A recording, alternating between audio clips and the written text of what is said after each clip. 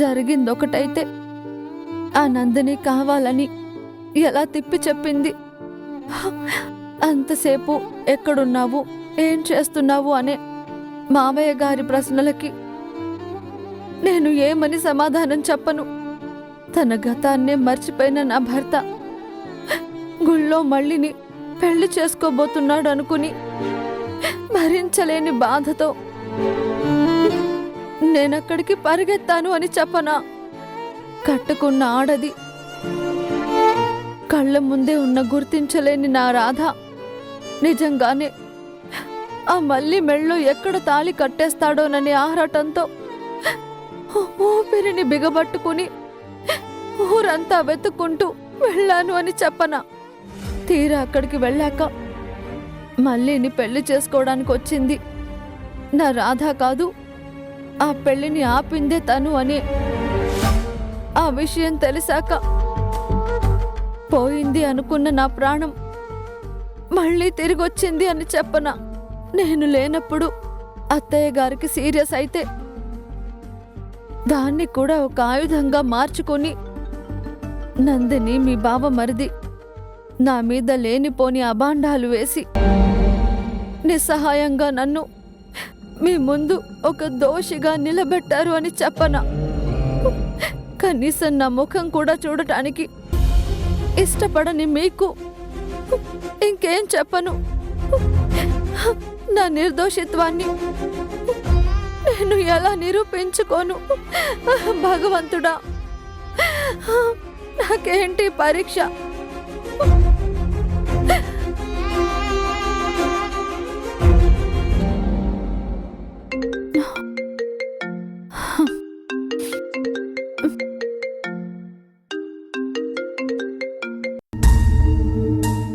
ఏంటి సుగుణ?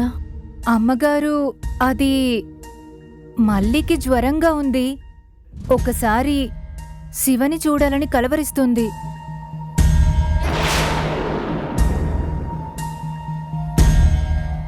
ఎవరినైనా డాక్టర్ని పంపించమంటావా?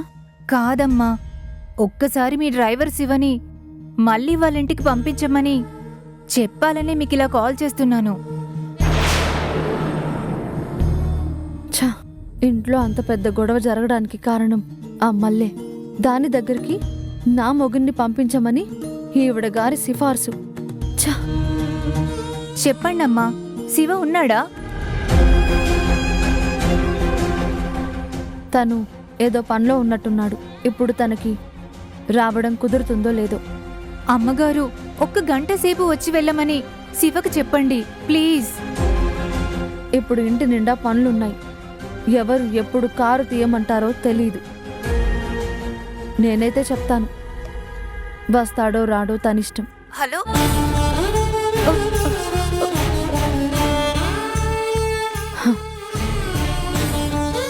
ఛ, నా ప్రాణానికి ఈ మళ్ళీ సవతిలా దాపురించేలా ఉంది. ఇన్ని గొడవల మధ్య నేను నా భర్తని ఎలా కాపాడుకోను భగవంతుడా?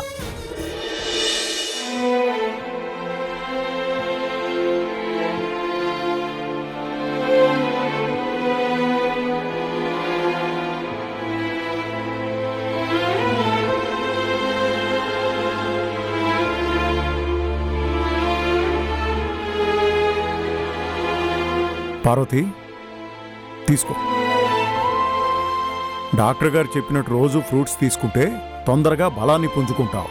ఎందుకు? మన కోడలు రోజు కన్నీళ్లు పెడుతుంటే చూడాలనా?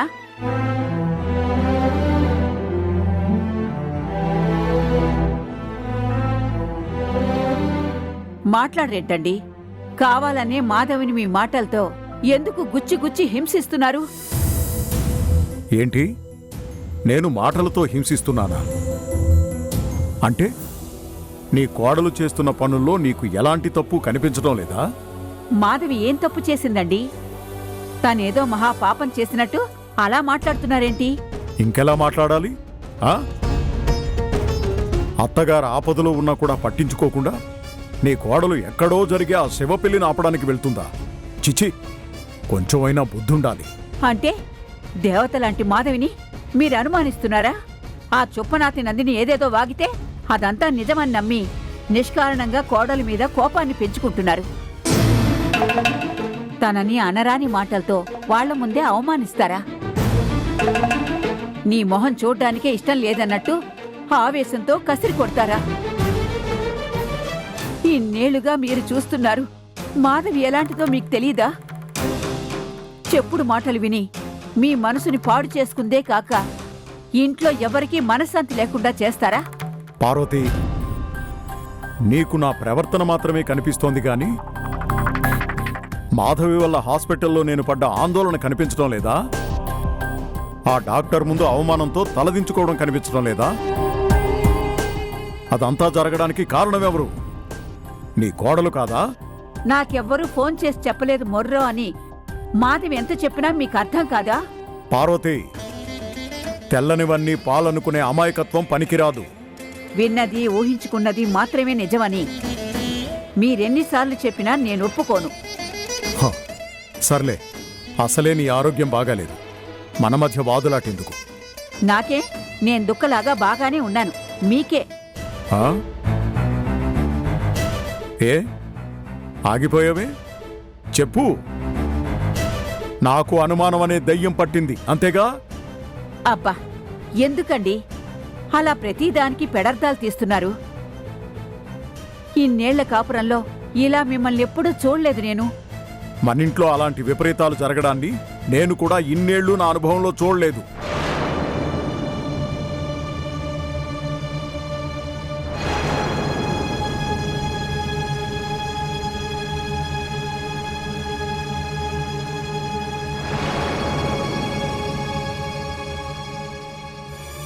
ఏమండి, మనుషుల మధ్య కలతలు కలహాలు రావడానికి కారణం ఏదైనా దోషం వల్లనేమో అంటారు. అందుకే మనందరి మనసులు కుదుటపడాలంటే ఇంట్లో అమ్మవారికి పూజ చేయించడం మంచిదేమో అనిపిస్తుంది నాకు. మీరేమంటారండి? హ, సరే. నువ్వు క్షేమంగా ఇంటికి తిరిగొస్తే అమ్మవారికి పూజను చేయించాలని నేను కూడా అనుకున్నాను. మరింకేమండి, వెంటనే పంతులు గారితో మాట్లాడి పూజకి మంచి రోజు ఎప్పుడో చెప్పమ్మనండి. అలాగే పార్వతి, ఆ తల్లి కరుణిస్తే అంతా మంచే జరుగుతుంది.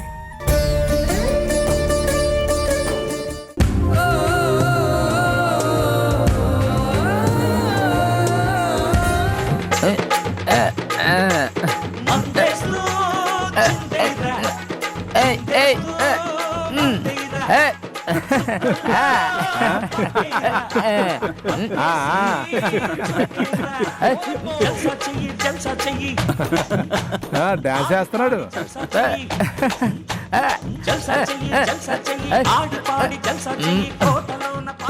భలే తాగుపోతాడు వీడు. మత్తులో భలే డాన్స్ చేస్తున్నాడు. కామెంట్స్ వద్దు ప్లీజ్. క్యాష్ కావాలి, క్యాష్. కాళ్ళు చేతులు బానే ఉన్నాయిగా, అడుక్కోవడానికి సిగ్గులేదు. ఎక్స్క్యూజ్ మీ, డైలాగులు వద్దు, డబ్బిస్తే చాలు. 10, 20, 50, 100 ఎంతైనా మీ ఇష్టం. ఇవ్వండి ఇవ్వండి ప్లీజ్. ఇదిగో తీసుకో. ఇవ్వండి ఇవ్వండి ప్లీజ్ ప్లీజ్. మందేస్తూ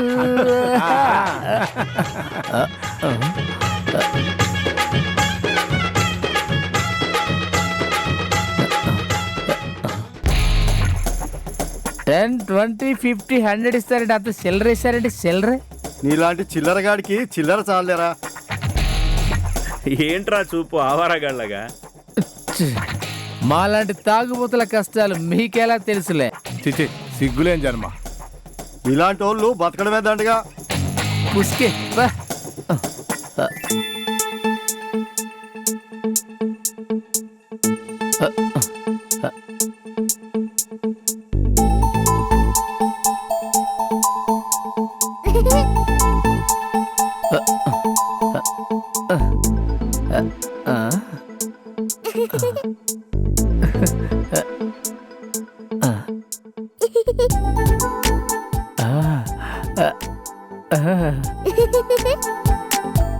పాప ఇట్రా.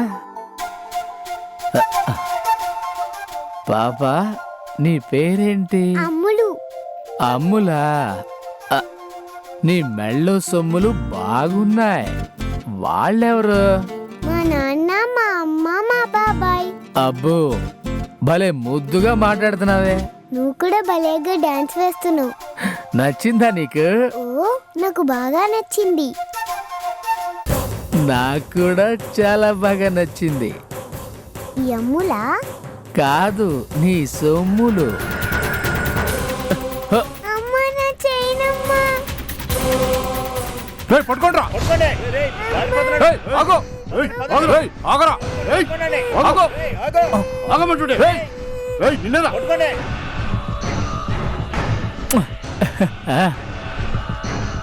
దీన్ని నమ్మితే కనీసం 2 లక్షలైనా వస్తాయి. ఆ 2 లక్షలతో సంవత్సరం మొత్తం మందు తాగొచ్చు. ఏయ్, ఆగరా. ఆగు. ఏయ్, ఆగరా.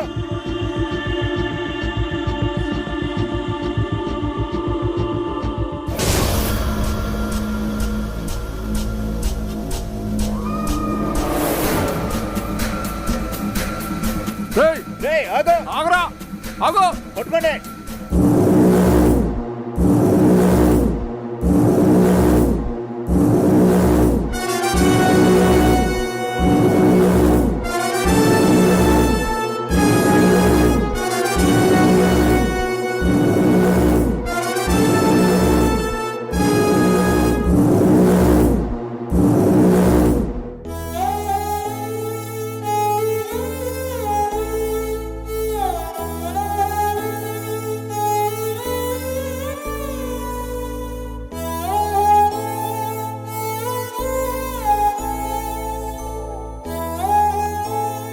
కూర్చోండి పెద్దమ్మ.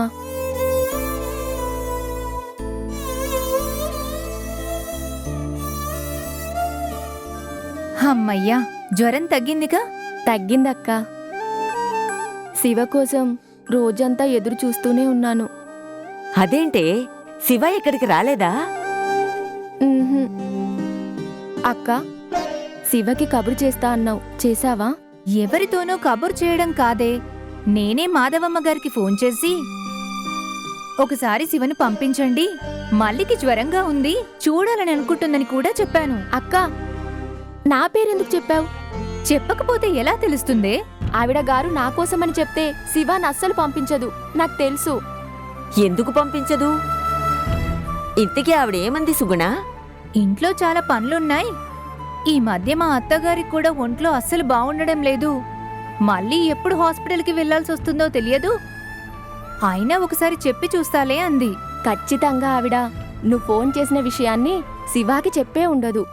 ఆవిడ చాలా మంచిది కదా, అలా ఎందుకు చేస్తుంది?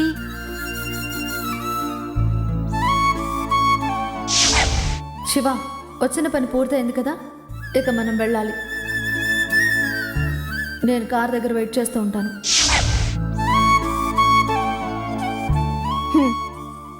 పైకి ఎంతో మంచిగా కనిపించే వాళ్ళలో కూడా మరో కోణం ఉంటుంది, అది మీకు తెలీదులే. ఏంటోనే, గొప్పింట్లో పని దొరికితే బాగుంటుంది కదా అనుకున్నాం. చివరికి మన శివ ఎక్కడికి రావాలనుకున్నా వాళ్ళ అనుమతి లేనిదే రాలేని స్థితిలో ఉన్నాడని ఇప్పుడిప్పుడే తెలుస్తోంది. పోన్లే, వదిలేయండి. నా అదృష్టం ఎలా ఉంటే అలానే జరుగుతుంది. సరే, వీరయ్యొస్తే మళ్ళీ ఏదైనా గొడవ చేస్తాడేమో, వెళ్ళొస్తాం. ఉమ్, మళ్ళీ నువ్వేం దిగులు పడకు. రాసిపెట్టుంటే మీ పెళ్లిని తప్పించడం ఎవ్వరి వల్ల కాదు. ఉమ్. పద.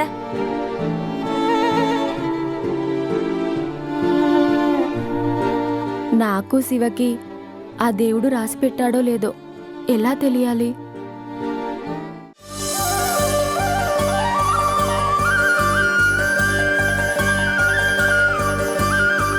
ఓం మమ ఆగ్నేవర్చో విహవేశ్వస్తు వయం ద్వేంధానాస్తనువం భుషేమ మహ్య मह्यन्नमन्तां प्रतिशश्चतस्रस्त्वयाध्यक्षेण पुतनाजयेम मम देवावि हवे सन्तु सर्व इन्द्रावन्तो मरुतो विष्णुरग्निः मम अन्तरिक्षमुरुगोपमस्तु मह्यं वातः पवतां कामे अस्मिन् मयि देवाद्रविणमायुजन्तां मय्याशीरस्तु मयि देवहूतिः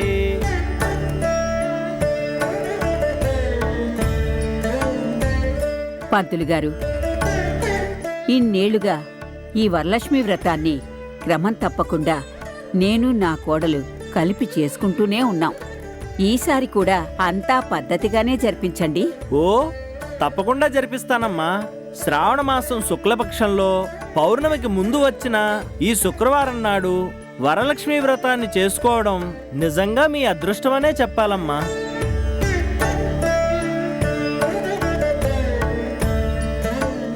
నానమ్మా, బోలెడన్ని పూజలుంటాయి కదా, ఈ వ్రతానికి మాత్రమే ఉన్న స్పెషాలిటీ ఏంటి? వరలక్ష్మీదేవి అంటే కోరిన వరాలను ప్రసాదించే తల్లి అని అర్థం. ఓహో, అంతేకాదు బాబు, ఆ దేవతను పూజిస్తే అష్టైశ్వర్యాలు కలుగుతాయి. సర్వమంగళ సంప్రాప్తి కోసం, సకలాభీష్ట సిద్ధి కోసం పెళ్ళైన ఆడవాళ్ళందరూ తప్పకుండా ఈ వ్రతాన్ని చేసుకుంటారు. ఓహో, నాకిప్పుడు అర్థమైంది. నానమ్మ, అమ్మ ఇద్దరు పక్కపక్కనే కూర్చుని అమ్మవారికి పూజ చేస్తారు. అమ్మా, మీ కోడలు గారు కూడా వస్తే ఇక వ్రతాన్ని మొదలు పెట్టచ్చు. నాని, వెళ్ళి మీ అమ్మని తీసుకురా. అలాగే నానమ్మా.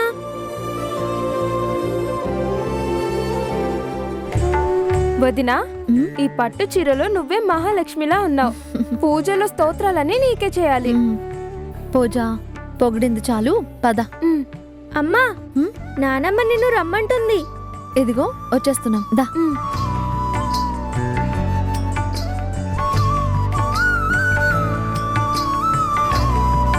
పార్వతి, పూజని నువ్వు మాత్రమే చేసుకుంటే చాలదా? ఇప్పుడు నీ కోడలు కూడా అవసరమా? చాలే, ఊరుకోండి.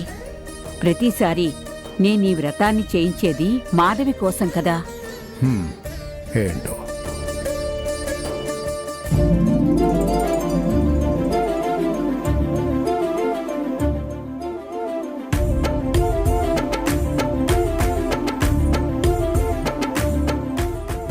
డాడ్, అన్నీ సక్రమంగా జరుగుంటే ఈ ఇంటి కోడలిగా అత్తయ్య పక్కన కూర్చొని వ్రతాన్ని చేసుకోవాల్సింది నేను.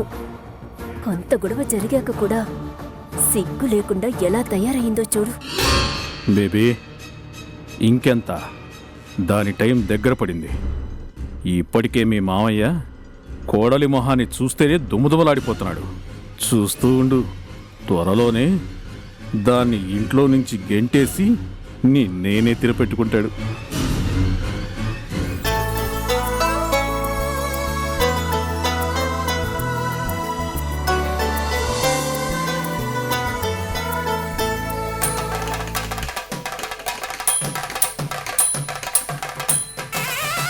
అమ్మా మాధవి, ఇలా వచ్చి కూర్చో.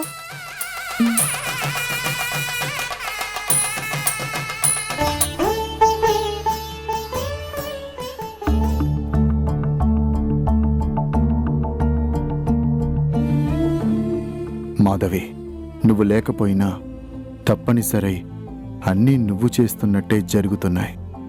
ఏ లోకంలో ఉన్నా నువ్వు నన్ను క్షమిస్తావని నాకు తెలుసు.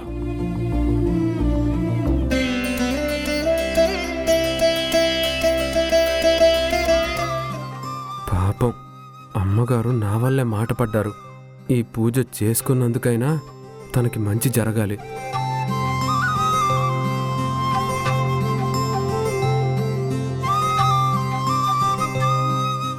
అమ్మా, ఈ వ్రతాన్ని చేసుకునే ఆడవాళ్ళందరూ మీ అత్త కోడల్ని చూసి ఒక్కటి మాత్రం తెలుసుకోవాలి.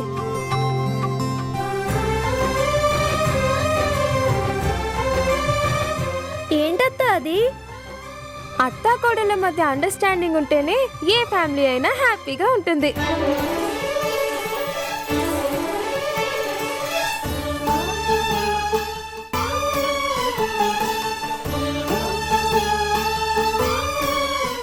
చిన్నదానివైనా చక్కగా చెప్పావమ్మా. పంతులు గారు, మా అమ్మ నానమ్మ వెరీ వెరీ గుడ్ తెలుసా? ద బెస్ట్ అత్త కోడలు అవార్డు ఇవ్వాలంటే అది ఖచ్చితంగా వీళ్ళకే.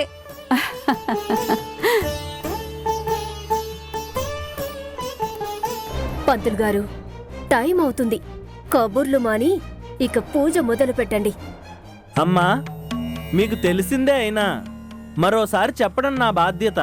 తోరం కట్టుకుని సంకల్పం చెప్పుకుని నిత్య సుమంగళిగా తాను వర్ధిల్లాలని భక్తి శ్రద్ధలతో ఈ వ్రతాన్ని చేసుకునే ఏ పుణ్యస్త్రీ కూడా ఎట్టి పరిస్థితుల్లోనూ పూజ మధ్యలో లేవకూడదు.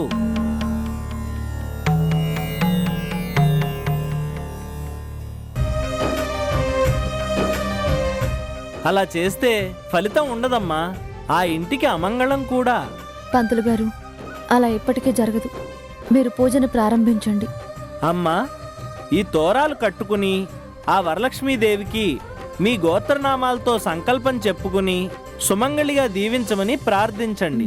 ఓం నమస్తేస్తు మహామాయే శ్రీపీఠే సురపూజితే శంఖచక్ర గదాహస్తే మహాలక్ష్మీ నమోస్తుతే. నమస్తే గరుడారూఢే డోలాసుర భయంకరే సర్వపాపహరే దేవి మహాలక్ష్మి నమోస్తుతే. సర్వజ్ఞే సర్వవరదే సర్వదుష్టభయంకరే సర్వదుఃఖహరే దేవి మహాలక్ష్మీ నమోస్తుతే. సిద్ధిబుద్ధిప్రదే దేవి భుక్తిముక్తిప్రదాయిని మంత్రమూర్తే సదా దేవి మహాలక్ష్మీ నమోస్తుతే. ఆద్యంతరహితే దేవి ఆదిశక్తి మహేశ్వరి యోగజ్ఞే యోగ సంభూతే మహాలక్ష్మీ నమోస్తుతే.